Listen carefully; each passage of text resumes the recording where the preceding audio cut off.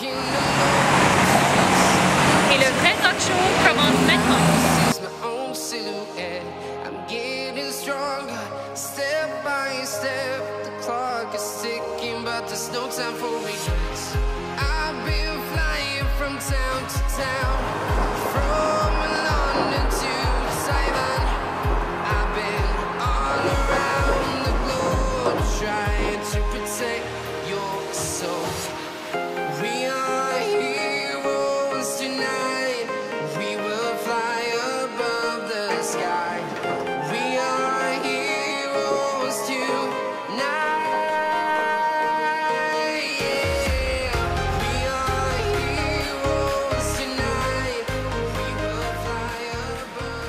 J'ai le grand plaisir d'accueillir mon tout premier invité au Vrai Talk Show. Il est non seulement une personne inspirante, mais il a aussi amené des centaines de personnes vers l'action, le bonheur et l'épanouissement. Car il est bien beau d'être inspirant si l'on n'amène pas de progrès concret ou en est d'utilité. Dans la vie, les titres ne font pas la personne, mais c'est la personne qui crée et nourrit ses titres. Par ses choix, ses actions, son parcours et ses réalisations. Pour atteindre ces titres, je suis certaine que Dominique Paradis a alors fait des choix, des actions, des réalisations et eu un parcours des plus inspirants et amenant à l'action, mais surtout dans sa façon de servir les autres. Dominique Paradis, bienvenue au Vrai Talk Show. C'est bon, hein? Ça me fait plaisir. Comme précisé Dominique Paradis, lors de notre conversation téléphonique, Oui. Cette émission est le plus possible improvisée, donc tu n'es pas au courant des questions. J'ai préparé quelques questions pour toi, mais Dominique, ici présent, n'est pas au courant des questions que j'ai préparées pour lui. J'ai même aucune idée où je suis en ce moment. Il a été transporté jusqu'ici. Je me suis téléporté. L'hôtel Welcoming à Boucherville, donc c'est Oui. ici que tu es présentement. Merci de t'être téléporté ici pour cette belle entrevue avec moi. Ça m'a fait plaisir. Merci. Alors Dominique, sans faire référence à tes titres, qui es-tu? Quelle est ta mission? Wow. Je crois que la mission, elle est vraiment dans le but de partager, de donner. Je pense que la mission est d'optimiser, inspirer. Je pense que c'est peut-être le mot qui représente le mieux, c'est inspirer. Inspirer les gens. Et j'ai toujours dit, pas leur dire quoi faire, mais plutôt leur donner des outils sur comment faire. Parce que tout le monde a la réponse à l'intérieur d'eux. Souvent, une des raisons pour lesquelles je fais ce métier-là, c'est que je suis un exemple parfait de l'imperfection et j'ai vécu beaucoup de choses dans la vie qui font que ça ne me permet pas nécessairement d'en savoir plus que les autres, mais j'ai décidé d'utiliser mon vécu pour pouvoir à ce moment-là le transformer, puis le faire, le partager, puis faire en sorte que les gens puissent utiliser donc, de ces expériences de vie. Mais c'est partagé c'est partagé sans aucune prétention, c'est partagé avec le cœur, c'est partagé avec passion en même temps. Je suis beaucoup en introspection. Des fois, je sais que je pense trop, hein, et comme je l'ai mentionné tantôt, je suis absolument l'exemple parfait de l'imperfection, mais je pense que ces questionnements-là, justement, m'amènent à vouloir m'améliorer dans différentes sphères. Tu sais. Et ça peut être dans les sphères les plus profondes de mon travail ou de qui je suis comme personne, comme dans les trucs les plus banals. Oui, ben en fait, tu sais, il y a toujours des éléments qui à un moment donné, te font réagir dans la vie. Et tout événement... En fait, la dernière chose que tu veux dans ta vie, c'est un long fleuve tranquille. C'est la meilleure façon, selon moi, ce qui se passe rien dans ta vie. Oui, la stabilité, en fait, c'est la mort, c'est le manque d'évolution. Et au-delà, oui, tu as tout à fait raison, et au-delà de la stabilité, j'amènerais ça à un cran supplémentaire, c'est la stagnation. Oui. Là où tu vas tomber en action, où tu vas devoir réagir, c'est lorsque le vent va s'élever, que là, la rivière va commencer à bouger. Les vagues. Et là, c'est dès que ça commence à faire de la vague, que là, tu vas apprendre à pagayer. Ouais. Tu n'apprends pas à pagayer sur une rivière tranquille. Exactement. Tu vas commencer à pagayer et à garder l'équilibre pour ne pas chavirer pendant les tempêtes. Ouais. Donc, c'est un peu ce qui est arrivé. C'est un peu ce qui est arrivé. J'ai été dans un domaine que j'ai adoré en électronique, en marketing, et j'ai vraiment aimé. Je vivais vraiment un beau rêve, une belle passion. J'avais ma société, c'était très, très bien. Qu'est-ce qui manquait? Ben, en fait, c'est que je me suis levé à un moment donné, j'étais dans un congrès, et je me suis levé un matin, puis c'est comme si j'avais fait le tour. C'est comme si j'avais fait le tour de ce que j'avais à accomplir relativement à ça. Et entre-temps, pour finir par répondre à ta question, oui, parce que ça peut être long un peu, des fois, avant que je réponde à la question. On a le temps, on a le temps. On va t'écouter. Mais tu sais, ce qui est arrivé à un moment donné, c'est bon, ma mère est tombée malade. Et elle a eu un diagnostic de cancer, tout ça. Et il restait quand même quelques mois à vivre. Et à ce moment-là, ce travail-là que j'avais, qui se passait quand même à travers tout le Canada, à travers les États-Unis aussi. Ça sonne bien dire ça, mais c'est vrai que j'avais quand même une vie un peu jet-set, on ne se le cachera pas. Oui. Mais là, ça m'a... Donc, même dans ça m'a ébranlé, oui. Dans une vie jet-set, tu avais quand même... Il manquait quelque chose. Ah oui! Ah, mais oh oui! Oh oui! C'était pas tout. Il y avait quand même un certain... quelque chose que tu cherchais, malgré que, selon les apparences, c'était une vie complète. C'est une vie complète, mais en même temps, c'est comme une espèce de... Tu sais, à un moment donné, quand tu as eu une impression, quand tu as l'impression que tu as fait le tour du cadran, après ça, il y a comme une espèce de forme de vide. Et tu sais, ce matin-là où c'est arrivé, comme je disais, j'étais en congrès, puis bon, dans les journées précédentes, on avait signé, mon équipe et moi, on avait signé deux nouveaux contrats avec deux nouvelles compagnies.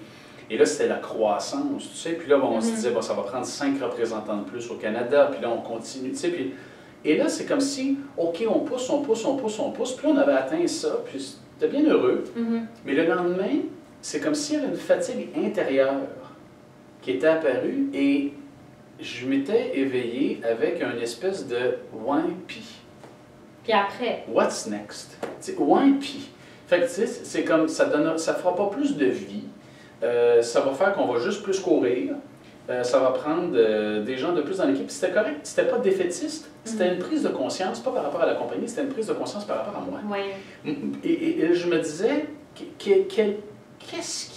c'est quoi le plus du plus dans le plus dans ça? Ça m'amène où? Ça m'amène où? Ouais. Et je me disais, l'année prochaine, à la même date, je vais probablement être dans le même hôtel, à essayer encore de chercher plus.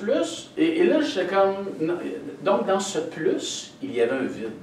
Il y avait un moins dans ce plus. Il y avait et plus c'était plus, moins c'était. Oui, ça c'est bien dit. Et je me disais, ben, même si je continue cet aspect de croissance, OK, mais c'était vide. Et donc, parce que je pense profondément qu'il n'y a rien qui arrive pour rien dans la vie, cet événement-là, bon, avec ma mère est arrivé. Mon père emmenait pas très large au niveau de sa santé non plus à cette époque-là. Et tu sais, dans la synchronicité de la vie, il est arrivé différentes choses aussi avec des contrats qu'on avait, bon, des trucs qui ont bougé puis qui ont tombé en cours de route. Et là, ces événements-là, qui sont très émotionnels, hein, qui sont, bon, c'est certain. Tu sais, tes parents, tu ne peux pas les remplacer. Et en même temps, il y a des trucs au niveau contractuel dans cette entreprise-là qui tombaient, il y a des choses qui ne fonctionnaient pas.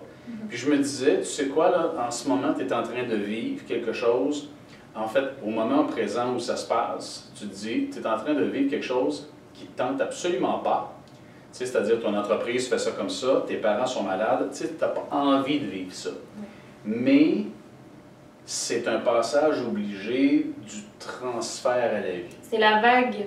C'est la vague qui est arrivée. Là, oui, puis écoute, non, mais tu sais, la tempête, là. Là, tu sais, c'est la tornade. Ouais. Donc, tu sais, j'ai fait des changements au niveau d'entreprise, j'ai vendu des contrats, tu sais, j'ai vendu des trucs, mais je me suis comme libéré de ça. Et j'ai fait ça après le décès de ma mère. Donc, tu vois, l'annonce a été au mois de novembre et au mois de mars suivant, 21 mars, donc jour du printemps, jour du renouveau, ma mère est partie. Depuis 20 ans? Oui. Et donc, à ce moment-là, ce qui arrive, c'est que là, je me suis retrouvé, tu sais, avec moi-même et mon père.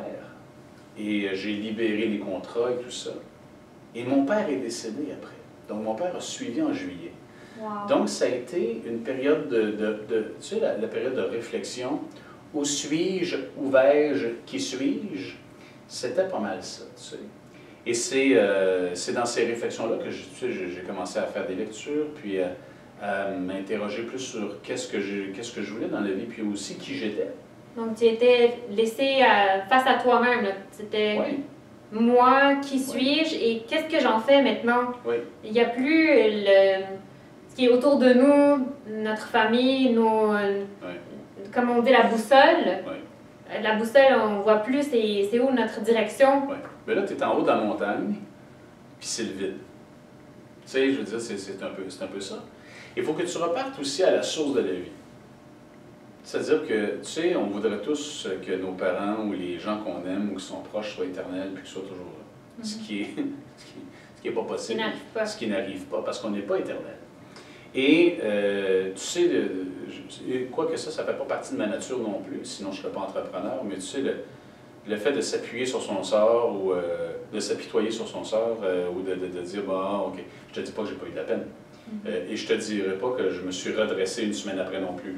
Calmons-nous. J'ai vécu ce qu'il y avait à vivre. Mais en même temps, tu te dis, je peux pas rester là. Parce que le plus beau cadeau que mes parents m'ont donné, c'est la vie. Et là, c'est à moi maintenant.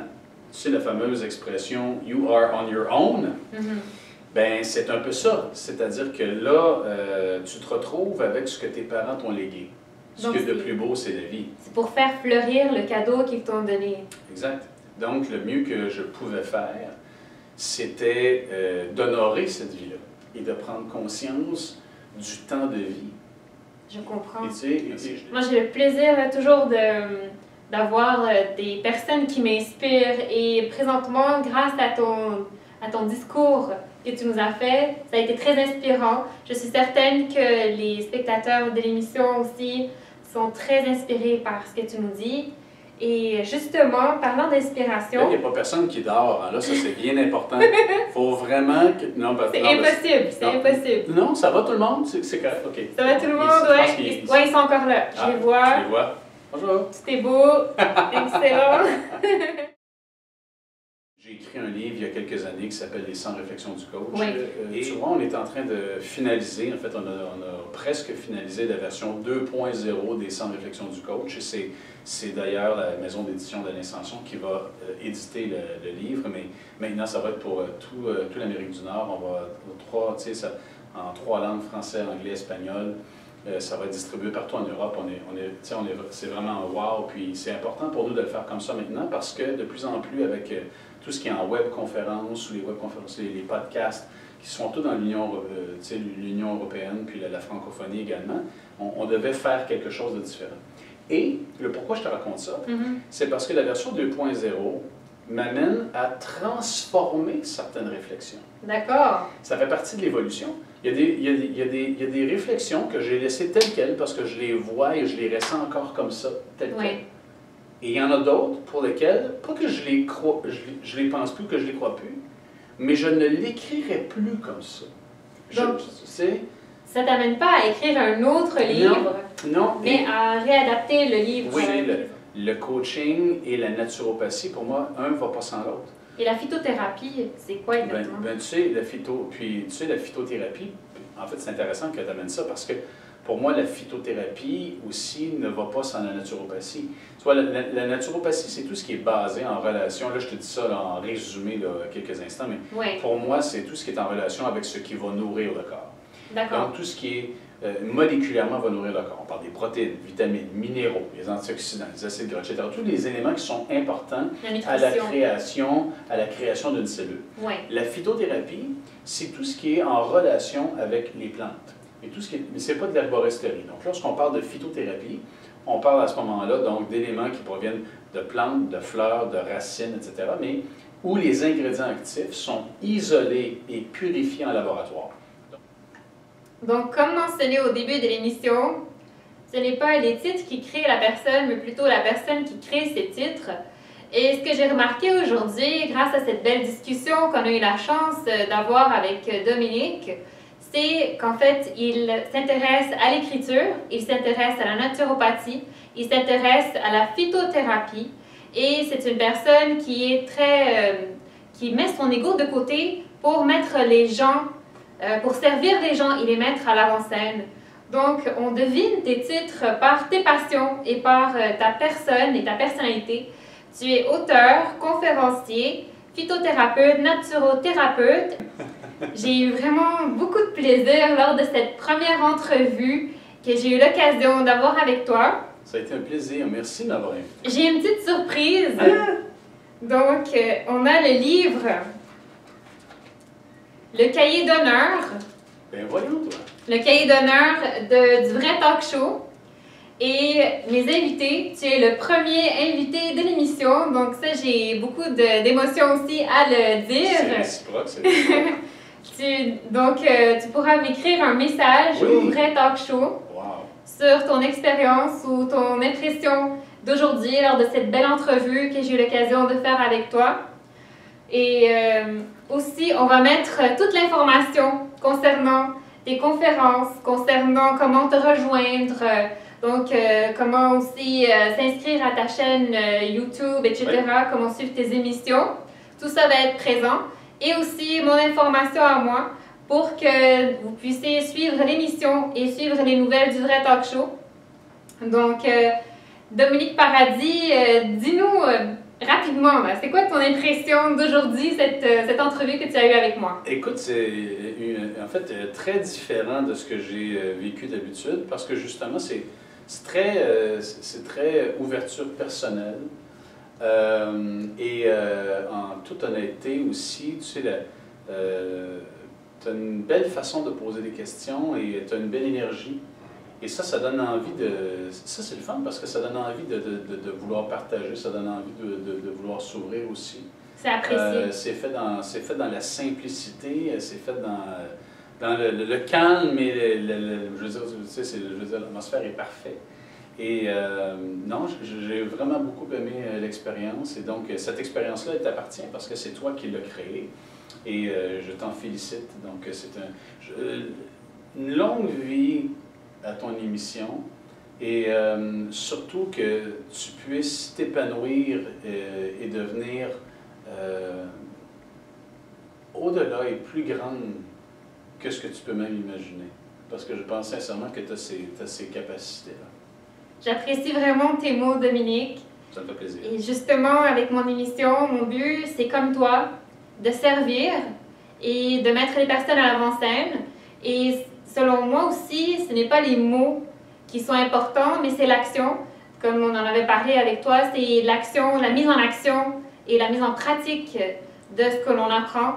Donc, je ne veux pas seulement être une personne inspirante, mais je veux amener vers l'action et aussi qu'on amène du progrès tous ensemble, qu'on vive le progrès. C'est le but du vrai talk show. Donc, on a parlé des vraies choses avec toi. On parle des vraies choses. On a parlé d'une personnalité très spéciale et très intéressante. Donc, Monsieur Dominique Paradis, merci d'avoir été présent. Et tout le monde, la prochaine fois, je vais vous faire téléporter un nouvel invité spécial, mais qui ne sera pas le premier invité comme Dominique Paradis. Bon. À la prochaine tout le monde. Bye, à bientôt. Bye bye.